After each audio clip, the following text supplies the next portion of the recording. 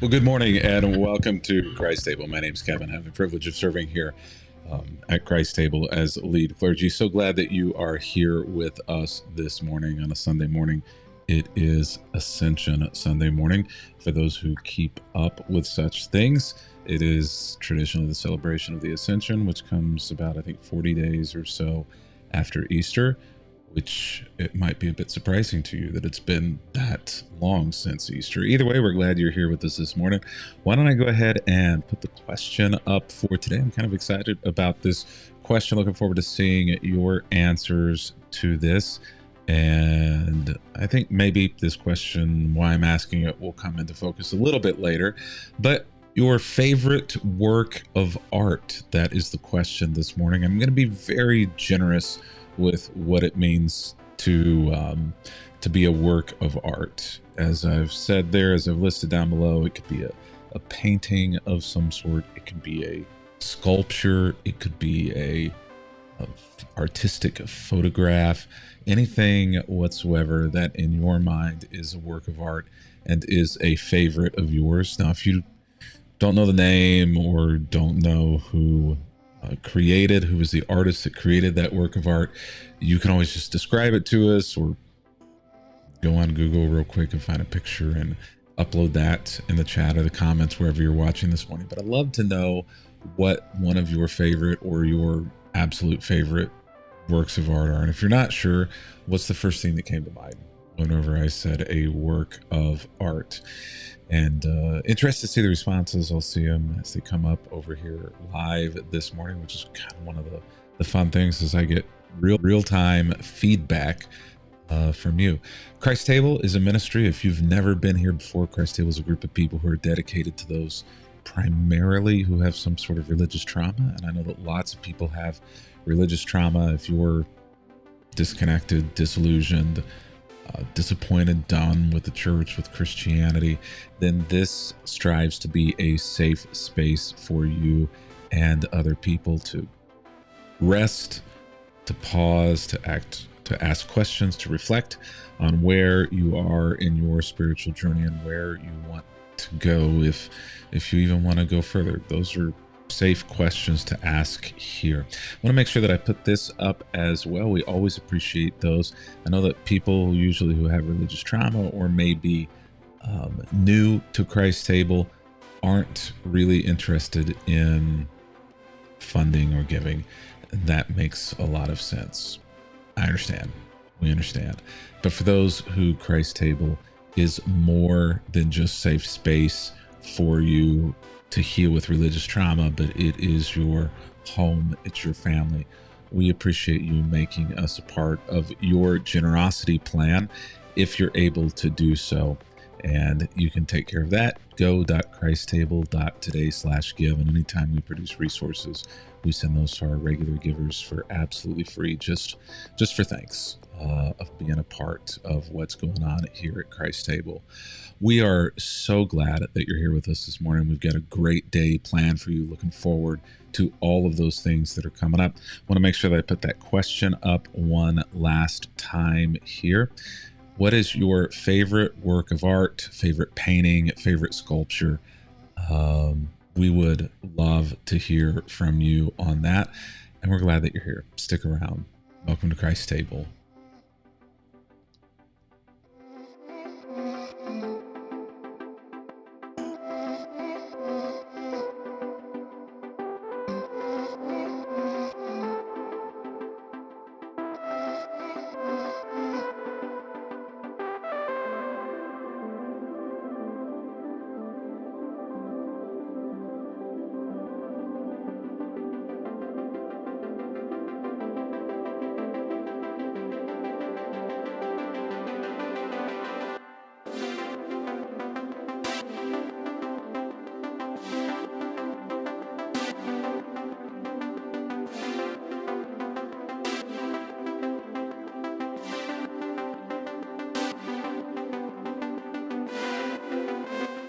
So a little later, we're going to have communion, and And I want to encourage you to make sure that you have something to eat, something that you can drink to participate alongside communion with us. Maggie will be here a little later. We will pray. But first, I want to talk a little bit about Ascension Sunday. And I don't want to get too technical or too deep here, but I think that there might be some ways in which we can help maybe even begin to work through some of that religious trauma that you might have from your past, or questions or things that you weren't allowed to ask or reflect on. For those who might not know immediately what Ascension Sunday is, or what Ascension is that moment whenever Jesus is said to have left the earth somehow through defying gravity, through rising, through going up into a cloud in the air. And if you're like me, that was almost more difficult maybe to grasp and to believe than even the resurrection of a dead body to life. And I still will admit that I have difficulties believing the resurrection. And maybe part of that is I've been very transparent on here, is that I have a great love for space and the universe. And so thinking of rising above the clouds to what, to where, it seems not just impossible, but implausible, clearly miraculous in some way, if the way it's told is the way that it happened.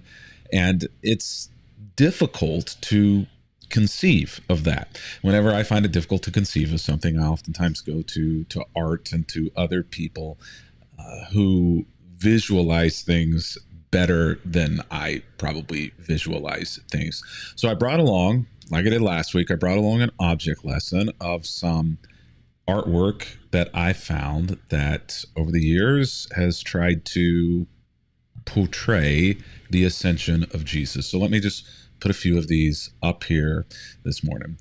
This is a classic one. It might be the classic painting trying to visualize the ascension of Jesus. It is very old school, very traditional. It probably did not look quite this way, but this is for many of us kind of what we have in mind or what we imagine, either because we can't visualize anything different than this, or because we've been raised in the context of seeing this artwork. But I have some other examples here.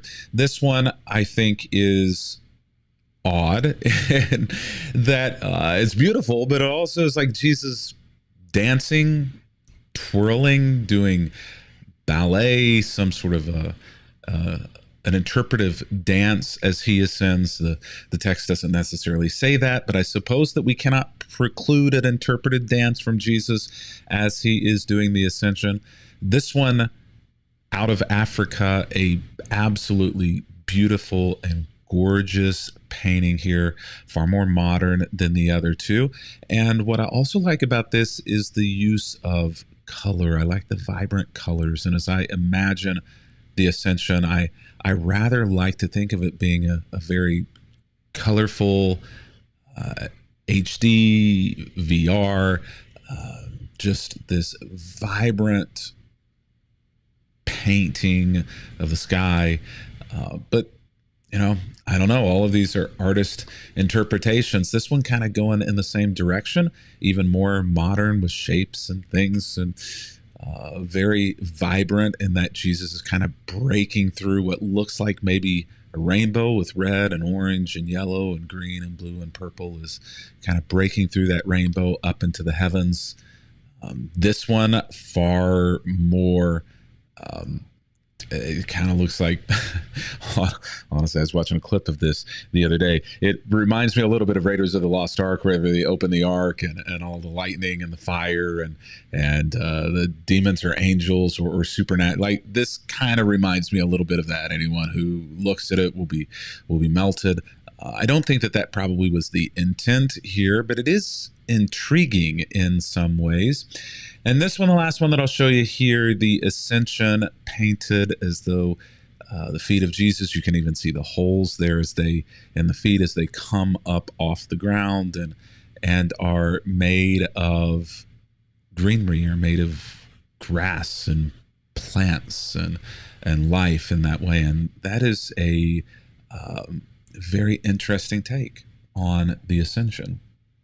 Now, the interesting thing as we think about the ascension of Jesus, which makes it oftentimes difficult, I think, for many of us, for me to believe, is Jesus in our mind is going to heaven, is going to a place that is kind of equally difficult to conceive of, right? We've been taught many things over the years about heaven through Sunday school or through preaching or through religious individuals or through art or through songs. And, you know, you imagine the clouds, you imagine angels with harps, pearly gates. Many of us will imagine mansions or mini mansions, getting that on the other side. So the hope in that. But there's not a lot of clarity as to what heaven is or where heaven is. So even if Jesus did ascend, where did he go to? It can be a little overwhelming, right? I can get a little overwhelmed with all of this and almost just have to take a breath, step away. You know, I think that may be why, if you remember that song by John Lennon back many years ago, resonates with us, is because this idea of imagining that there is no heaven is sometimes easier than imagining that there is a heaven. So when the apostles were with Jesus, John 1 says, they kept asking him, Lord, and I believe this should be Acts 1, not John 1. Lord, has the time come for you to free Israel and to restore your kingdom? Jesus replied, the Father alone has the authority to set those dates and times, and they are not for you to know. But you will receive power when the Holy Spirit comes upon you, and you will be my witnesses, telling people about me everywhere, locally in Jerusalem, throughout the countryside of Judea, further away in Samaria, and to the ends of the earth. And then here it is. This is the moment that's getting celebrated this week. After saying this, he was taken up into a cloud while they were watching, and they could no longer see him. And it's hard to imagine the feelings, the emotions, the shock, and the all of that moment. And as they strained to see him rising into heaven, Luke writes in Acts, 2 white-robed men suddenly stood among them, saying, Men of Galilee, which is almost saying, you know, rural friends. Galilee was almost kind of a slur. It wasn't a place that anyone really wanted to be from. But if you were from Galilee, you try to get out of Galilee. So it sounds a little bit like the angels saying, come on, you dumb, stupid heads. Why are you standing here staring into heaven? Jesus has been taken from you into heaven, but someday he will return from heaven in the same way that you saw him go. Hard to conceive, right? If we're being honest, at least if I'm being honest, it's hard to conceive. So it's easy to imagine, you know, that there's no heaven. It's easy if you try. Know how below us, above us, only sky.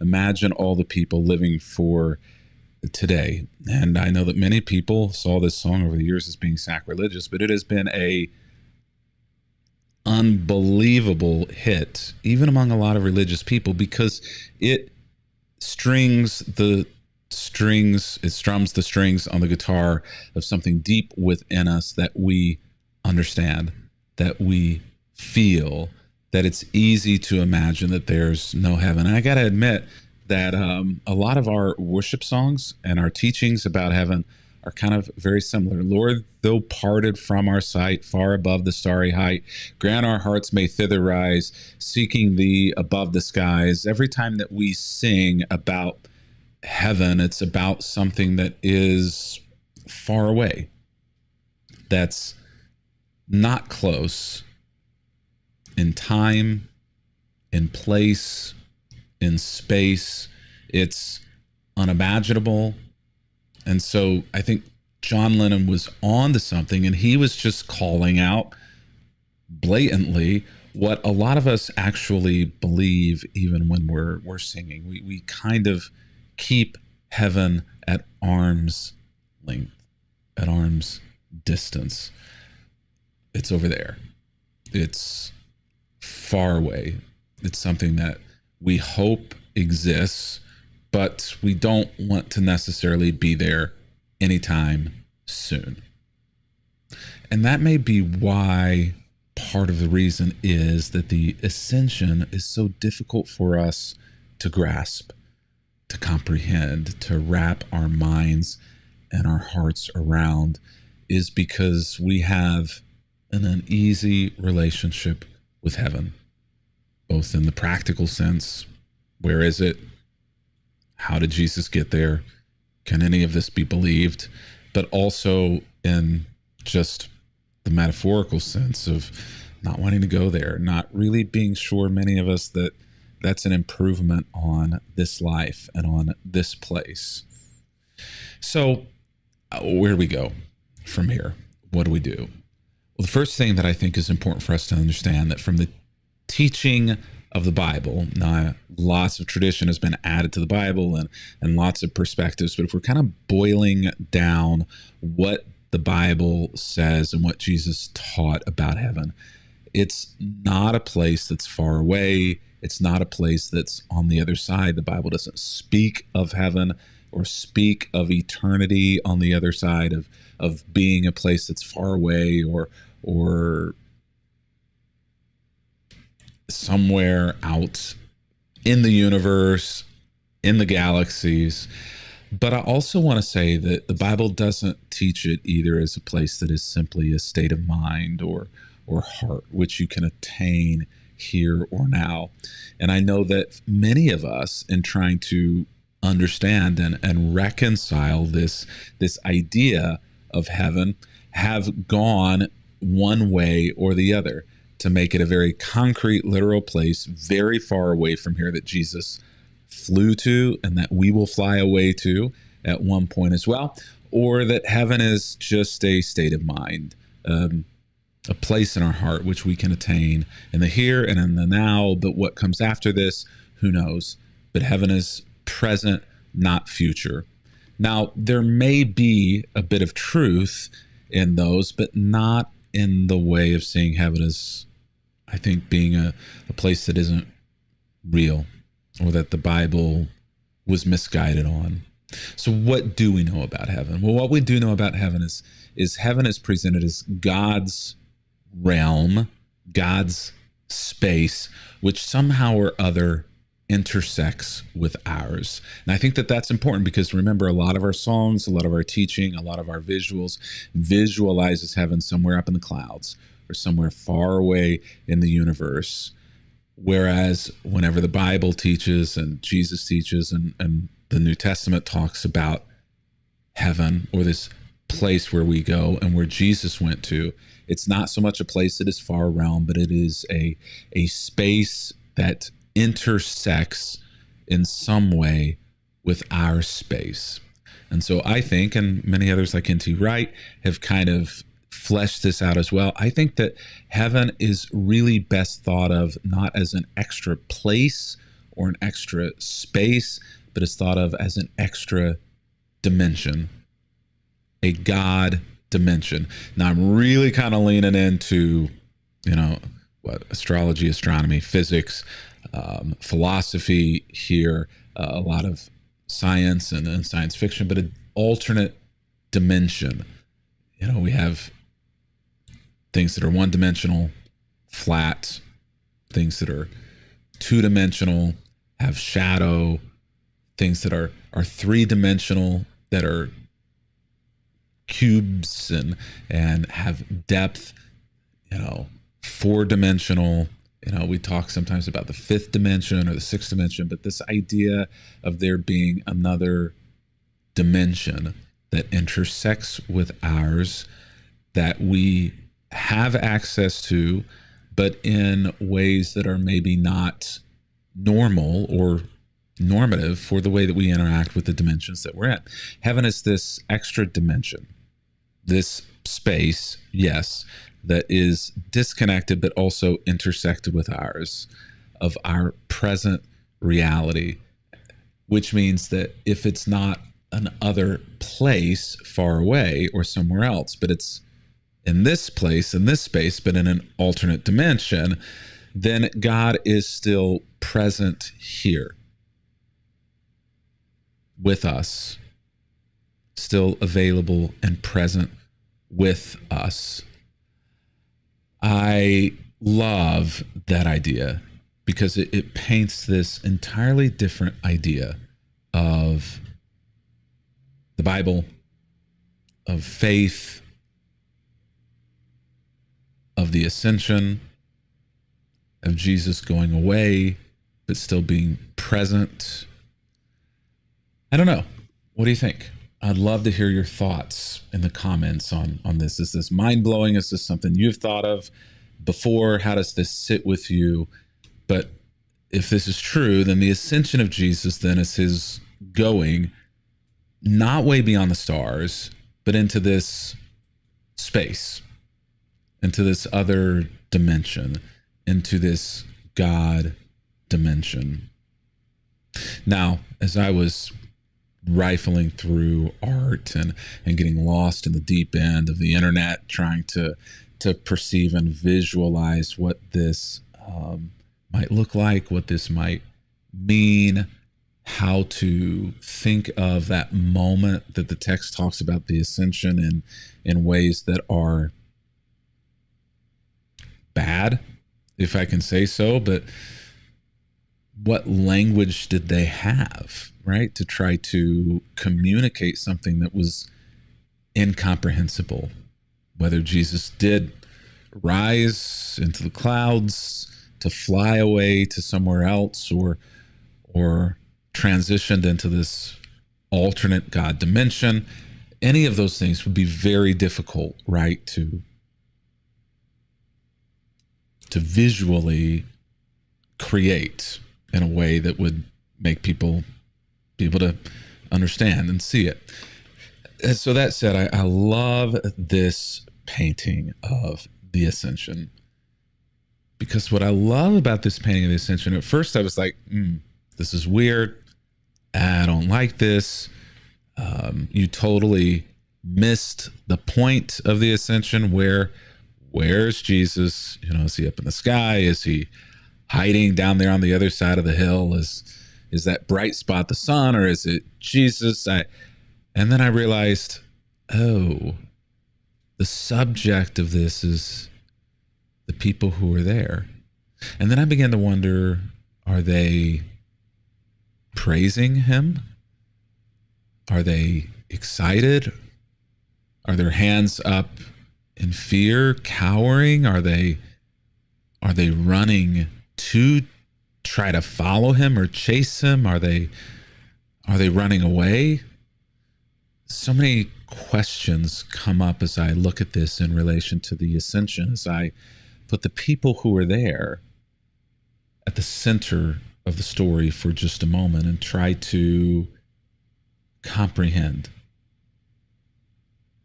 And I think that at the end of the day, the more I think about it, this is something of a brilliant reflection on the ascension, because so much of these moments and these stories in the Bible have been made about the supernatural and the shock and awe and the unbelievable and the things that are unimaginable and miraculous. And so oftentimes, so much of our questioning and religious trauma and doubt comes from making all of those things that are so incomprehensible and unbelievable central and the sole focus of faith and of Jesus' life. And I think sometimes that misses the point. Jesus wasn't really here, I think, for shock and awe, to wow us with miracles and to stump us with supernatural things that would cause us to have doubt. Jesus was here for people, for hurting people, for broken people, for lost people. And these miracles, these moments of inexplicable supernatural occurrences all had a point: to show love, compassion, healing, importance, to give people what they needed. And so maybe that painting, maybe there is something to that. Maybe the Ascension is about the people as much as it is about Jesus. Maybe it's about us as much as it is his disappearance to some other space or some other dimension. The Ascension, I think of it as absence, and they immediately thought of it as absence, of Jesus going away. But then the two men robed in white show up and remind them, no, the Ascension, this moment isn't about absence, it's about active presence. This story, whatever happened here, isn't about Christ becoming absent or distant from the world. He said that multiple times, and then those who came after when he was gone said that. But it's about Christ becoming a new mode of presence. Christians, those who follow Jesus, are called to be his witnesses to the ends of the earth, making his rule, his love, and his compassion visible in their daily lives. Christ is no longer physically here, but I am. I should be active presence, just as Jesus should be an active presence in my life. I should be an active presence on behalf of Jesus in the lives of people who need love, who need compassion, who need to feel the presence of Jesus. Will almost always, and maybe only, be felt through the presence of me in those circumstances in which Jesus inserted himself, and may only be felt through the presence of you, modeling love, giving compassion, showing care to others, accessing that alternate dimension of power, of hope, of faith, of peace, of love, all of those things that are wrapped up into who Jesus is, dragging them out of that alternate dimension into this one, and then sharing them freely with those in greatest needs around us. To me, that makes the Ascension story not something necessarily that is less unbelievable, more easy to get my mind around. No, not necessarily. But it makes it more hopeful, more true, more important than just a story about Jesus flying through the air without a rocket. But it makes it about the people. The people love him and follow him, and the people who need that kind of love from those who do. Maggie? Faithful all my life, blessings day and night, countless reasons why I'll praise you anywhere. Every promise kept, goodness everywhere.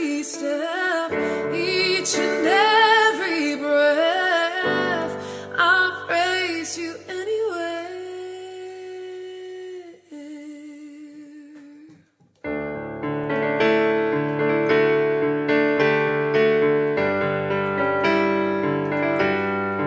Times you gotta dance through the darkness, sing through the fire, praise when it don't make sense.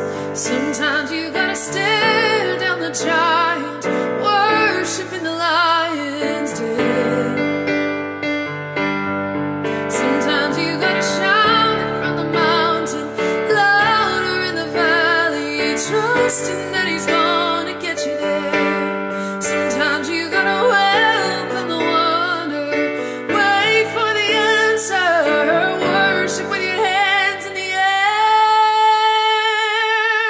I'll praise you anywhere, praise, give him praise, give him praise, in the highest praise, give him praise, give him praise, in the highest. He is worthy, yes he is worthy of all of the praise. Sometimes you gotta praise in the prison, cry out to heaven, shout it till the doors swing wide. Sometimes you gotta stand on your shackle, brave in the battle, worship with your hands held high. I'll praise you anywhere, praise, give him praise, give him praise, in the highest praise, give him praise, give him praise, in the highest. He is worthy, oh he is worthy of all of the praise.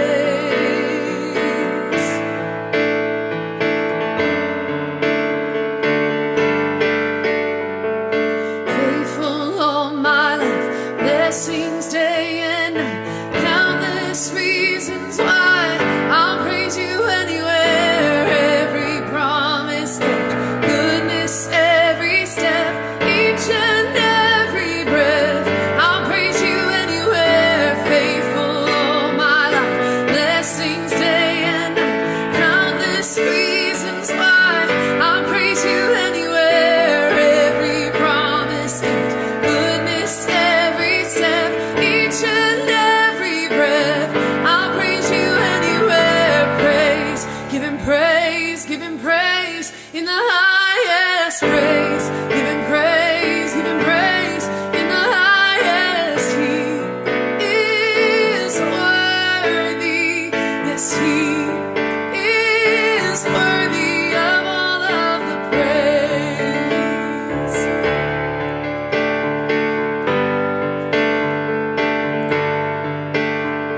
Oh mountain or valley, I know that you're with me there. I'll praise you anywhere.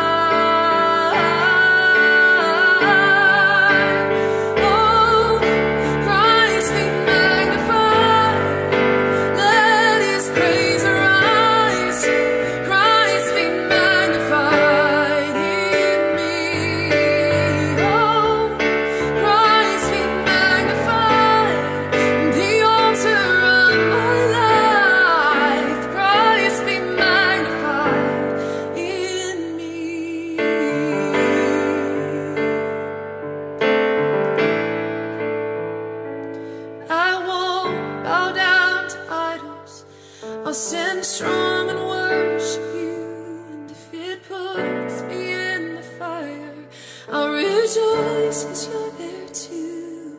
I won't be formed by feelings, I hold fast to what is true. And if the cross brings transformation, then I'll be crucified with you. Oh, 'cause death is just a doorway into resurrection life. And if I join you in your suffering, then I'll join you when you rise. And when you return in glory with all the angels and the saints, my heart will still be singing, my song will be the same. Oh, Christ be magnified, let his praise arise. Christ be magnified in me. Oh, Christ be magnified from the altar of my life. Christ be magnified in me.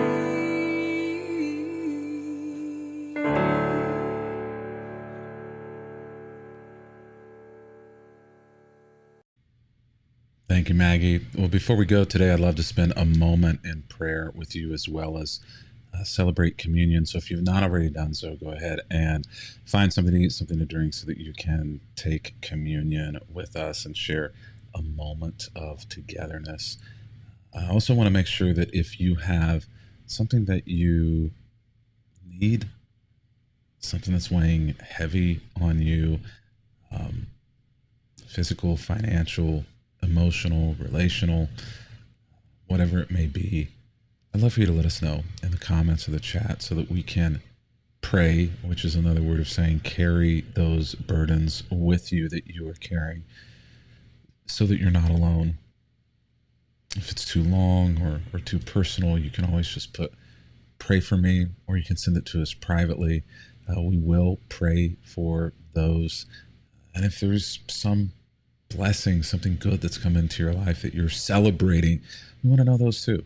So put those in the comments of the chat. I'm going to say a short, quick prayer for you, for those things. And then at the end, I'll put up the words, the Lord's Prayer. I'd love for you to pray those words aloud with us when we get there. Let's pray. Lord, this morning we thank you for each and every person who is represented at Christ's table. Thank you for the love that they've shown and the compassion that they give and the strength that they are striving to maintain. And in many ways, carrying burdens and needs, some open wounds and some very silent, very hidden. Lord, whatever it may be, may they feel your peace and your presence, not in a just supernatural woo-woo kind of way, but in a very real, tangible, and practical way. May you be present miraculously through the hands, through the feet of other people. For those who are struggling with financial needs, career, relational, health issues, emotional, mental stress, Lord, may you be there at the center of it.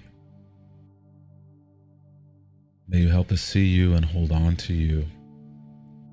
May you bring health and healing to all of those things.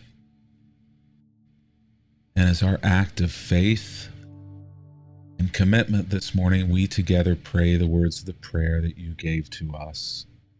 Our Father, who art in heaven, hallowed be thy name.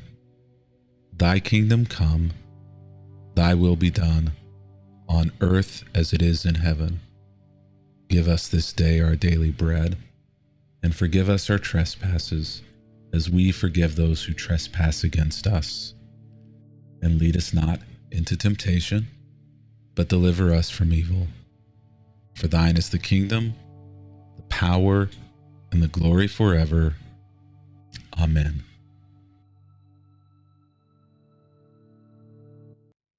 So before we go, I'd love to celebrate communion with you. If you've ever been stopped from celebrating communion, that is not the case here. First of all, online, I can't stop you. But second of all, I shouldn't, even if we were together and I thought that I could. It's not my table. I don't get to decide who eats at this table. If a church, some other priest or pastor has tried to prevent you from receiving or taking communion, it's not their table. They don't get to decide who eats, who sits at this table. It is quite literally Christ's table. And Christ allowed Judas to sit, and to eat, and to dine, and to be a part at this table while he was in the momentary act of betrayal. So if while Judas is in the act of betraying Jesus, he's allowed to sit at the table, you are too. Whatever you have will be great to eat or drink. If it's bread, wine, grape juice, phenomenal. If not, and something else, that's great too. I have a cowtail here again this week and some water. Love to hear what you're using though for communion. So let me know in the comments or the chat. The text of the Bible tells us that on the night that Jesus was betrayed, tortured, and ultimately executed, that he shared a meal with his friends. And at that meal, he took some food, some bread from the table, and breaking it, he gave it to his disciples. He said, "Take and eat this, for this is my body, which is given for you. As often as you eat this, remember me." And so as we eat this, we remember everything about Jesus. His love, his hope, his joy, his peace. And today, despite his ascension, we remember that he is still present, not absent. This do in remembrance of me.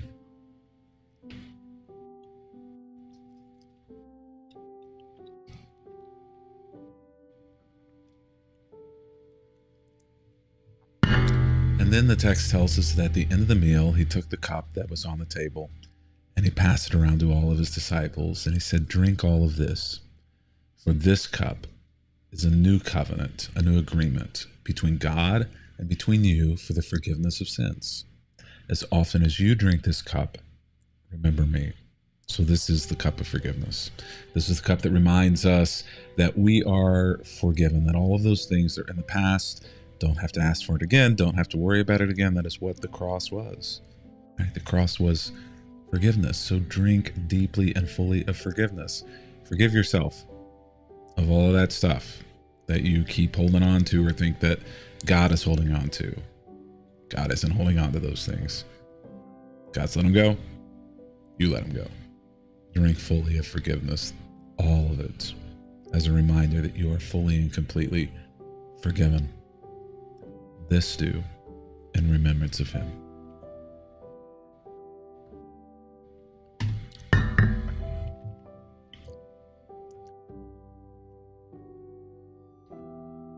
May the Lord bless you and keep you. May the Lord make his face to shine upon you and be gracious to you. May God's face radiate with joy because of you and bring you peace. And may the peace of the Lord Jesus Christ go with you wherever he may send you. May he guide you through the wilderness, protect you through the storms. May he bring you home rejoicing in all the wonders that he has shown you.